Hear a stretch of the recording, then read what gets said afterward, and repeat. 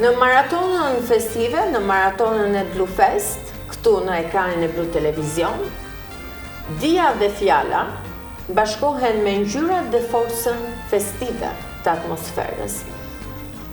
Marrin një kuptim të veçantë natën e sotme. Aq më tepër që kemi një udhëheqëse brezash të mirë edukuar, brezash të mirë gjuhësuar, për të prezantuar denjësisht jo vetëm ata, jo vetëm udhëheqësen, por nesër të jenë edhe para jush. Edlira Çerkezi, në mbrëmë. Faleminderit, shumë faleminderit për ftesën. Jam shumë e nderuar që në këtë natë të bukur, të veçantë, të ndërimit të viteve, ku ne secili prej nesh reflekton për gjithçka që ka kaluar për çdo ditë të vitit, kur padyshim vendos në perspektivën e vet gjithçka që ka kaluar, e nga ana tjetër vendos në peshore dëshirat, ëndrat, objektivat të realizuara ose jo. Dhe ky është një moment i thellë, jo vetëm gëzimi, por dhe një moment reflektimi. Nuk e shmangim dot këtë reflektimit, madje na duket me sekuencë sikur koha ndalet, për të kuptuar se çfarë ndoshta kemi bërë mirë, ose çfarë ndoshta mund të bëjmë mirë. Çfarë ka bërë mirë Edlira në 2025? Ky vit për mua personalisht ka qenë një vit i mbushur me shumë punë, por dhe me shumë sfida. Përveç punëve të përditshme që kemi dhe angazhimeve, unë kam kaluar dhe një vit pak të lodhshëm, por shumë të gëzueshëm, për dy arsye dhe kam dëshirë t'i ndaj edhe me teleshikuesit. Kam qenë angazhuar prej 2 vitesh si trajnere e projektit kombëtar të zhvillimit profesional të fëmijëve, të mësuesve, se kam emocione.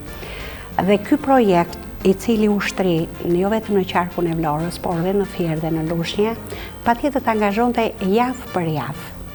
Të premte, të shtunë, ndonjëherë dhe të dielën, me donte kohën e plot. Por ajo kënaqësia që kam përjetuar duke takuar mësues, gati mund të kaluar një numër gati 300-400 mësuesi që unë kam trajnuar drejt për drejt, të premte të shtunë ose të shtunë të diel, se ka qenë në 2 faza. Faza e parë u bë të shtunë të diel, nga 4 orë secila, ku ti duhet të ishe jo vetëm e përkushtuar tek ajo që do ndaje me ata, por do dëgjoje gjithçka, çdo problem të tyre, dhe kjo ka qenë një sfidë e jashtëzakonshme. Kisha gati 12-13 vjet që isha shkëputur nga arsimi parauniversitar, e kam pas në vetdijet time që ne që punojmë në arsimin e lartë, nuk duhet i shkëpusim lidhjet me arsimin parauniversitar. E kam pasur kështu në gjykimin tim të përhershëm, të përditshëm, si një nevojë e brendshme që dilte për shkak të impenjimeve të zhvillimeve që po merrte Universiteti i Vlorës, por kësaj radhe kuptova që jo vetëm që nuk e kisha pasur gabim, por që është një urlisë që nuk duhet të shkëputet. Besoj në gjykimin tim kjo do të vazhdoj. Dëshiroj që këtë provoj që provova unë ta provojnë dhe kolegët e mi, një pjesë u angazhuan, besoj do angazhohen në një fazë tjetër, dhe kjo ka qenë një sfidë e jashtëzakonshme. Për mua që të isha edhe si përgjegjëse e grupit mësimor të letërsisë, sepse tani sapo jam emëruar plotësisht në një proces zgjedhor si përgjegjëse e departamentit, jo vetëm e grupit mësimor të letërsisë, që duhet të ndaja shumë e vështirë dhe që ishte një angazhim i përditshëm, por që tani kërkon një fokus më të plot, një përgjegjësi më të plot, dhe padyshim që kjo më ka te i lodhur, por për mirë. Dhe ka qenë një sfidë me Edlirën, me Edën, gjithë kjo 2025, por që u mbyll shumë mirë. Është shumë emocionin tuaj, Marin, besoj se edhe shikuesit arrin ta marrin mesazhin tuaj. Je pjesë e shkencave humane. Unë do të drejtohem zysha tashmë në një tjetër pozicion. Ma pëlqen shumë, ashtu dua. Sa jemi më human? Na bëjnë këto festat të paktën të na dalin në pa humanizmi, sa do pak që mund të ekzistojmë tek ne? Të jemi të sinqert dhe të vërtet, tek re kemi për ta shpërndar, për ta dhënë atë, vendosen mure shumë. Dhe për teja saj na ka humbur humanizmi. Na ka humbur ajo përshëndetja që tek dera, me një tuflule, me një motiv, po ne për shkak të profesionit që kemi nuk na mungojnë këto. Kemi momente ku vinë mësues, nxënës, ish nxënës, student dhe ne nuk na mungojnë. Por ne në pjesën tonë kemi për të bërë shumë, te pjesa e humanizmit.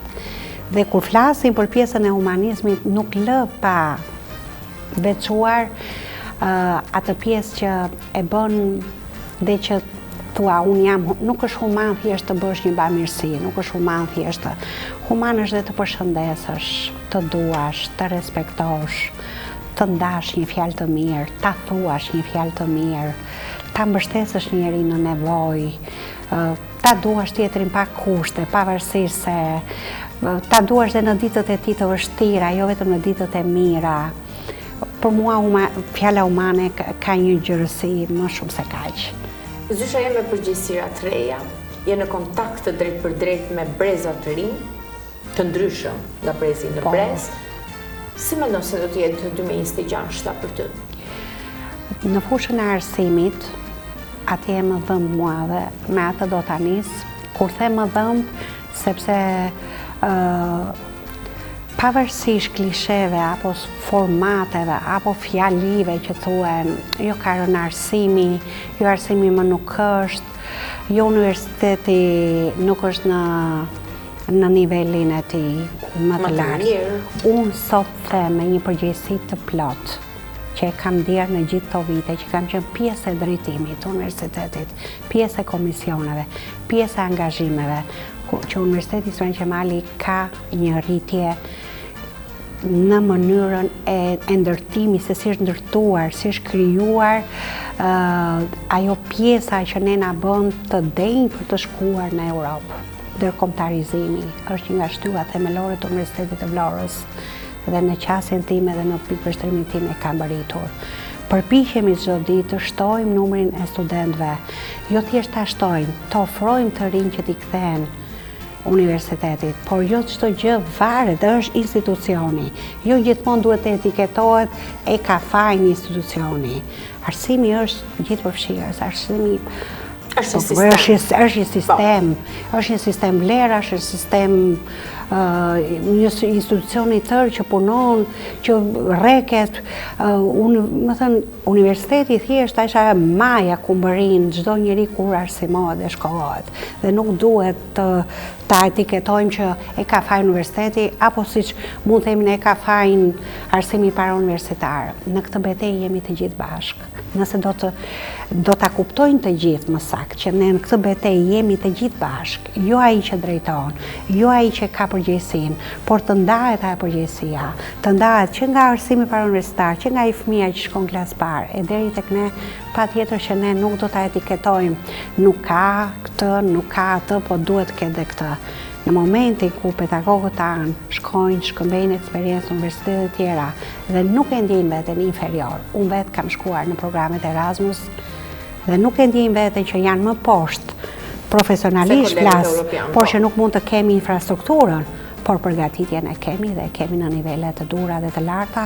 Shumica nuk bëhet fjalë për gradën doktor shkenca, shumica po vrapojnë të marrin titull profesor të asociuar dhe kjo tregon shumë për nivelin e mësimdhënies që ofron Universiteti i Vlorës. Dhe jemi aq të denjë sa neve përfaqësojmë Vlorën dhe Insir, sepse kemi mjaft emra, ku kemi fituar mjaft tituj, edhe brezatri të mirë të përgatitur dhe ambiciozë. Dhe kjo është për të vlerësuar dhe për të ndarë. Dhe ne kemi pjesë të punës tonë dhe studentët, siç ta thash pak në para bisedës, që bën që ne i marrim studentët, i sjellim aty, por dhe i mbështesim. Nuk i lëmë. Dhe nuk i lëmë dhe i mbështesim në të gjitha kuptimet. Jo vetëm të bëjmë pjesë aktivitetet të universitetit, por e kur dalin në jetë ne nuk i humbasim, nuk i shkëpusim kontaktet dhe në mënyrën tonë ndikojmë që ata ta gjejnë rrugën e jetës ashtu siç ka gjetur dhe siç kanë arritur dhe gjërat e tjera. Si ka ndryshuar tradita juaj duke i rikthyer kësaj atmosferës, e festoni akoma në familje apo tashmë dilni? Në familje. Unë betem tek hyj tek ata njerëz që jam tradicional. Më pëlqen të festoj, por jam te familja. Kam 2 vajza, janë të rritura, janë të lira të festojnë si të duan, por pjesën deri në 12 e kemi me familjet. Deri në 12 me familje, pas 12. Pas 12 vajzat pastaj kemi fillon viti jashtë. Ne jemi te pjesa tradicionale. Ende, mua më duket një gjë shumë e bukur. Është mesazhi që sapo dha. Unë nuk në kuptimin me aq sa e kam gjykuar jetën dhe në këtë fazë të jetës që jam, edhe të moshës, edhe të profesionit, edhe të gjithçka, e them që ku ka më bukur se ta kesh që të jesh në atë tavolinën tënde. Tavolinën edhe. Absolutisht. Falja është ynore, dhe dashuria është ajo që na bashkon. Dhe jo vetëm dashuria, por respekti, toleranca, humanizmi që tjetë, që i themi, jo se nuk i kemi midis nesh njerëzit, mund t'i kemi të pakët, po le të jemi ta shpërndajmë, të mos ngutemi për ta thënë atë që duam, sepse tjetri nuk e jep. Jep e ti. Jep e ti, zjat e ti dorën, edhe ai do ta zjat si dorën. Çfarë urojnë për 2026 për të gjithë qytetarët që na ndjekin? Unë uroj një vit të bukur, kur them vit të bukur, vit që të mbushi zemrat. Të mbushi zemrat me dashuri, të mbushi zemrat me mirënjohje, të mbushi zemrat me lumturi, të gjejnë secili veten në profesionin e vet dhe të zhvillohet më shumë. Dhe përmbi të gjitha, ta duam njëri tjetrin pak më shumë. Me dijen dhe ëmbëlsinë tuaj, unë me Lirën përshëndetemi, duke të uruar familjarisht gëzuar, dhe të shtyr do i zemra juve. Me publikun do rrishijem vetëm minuta më pas.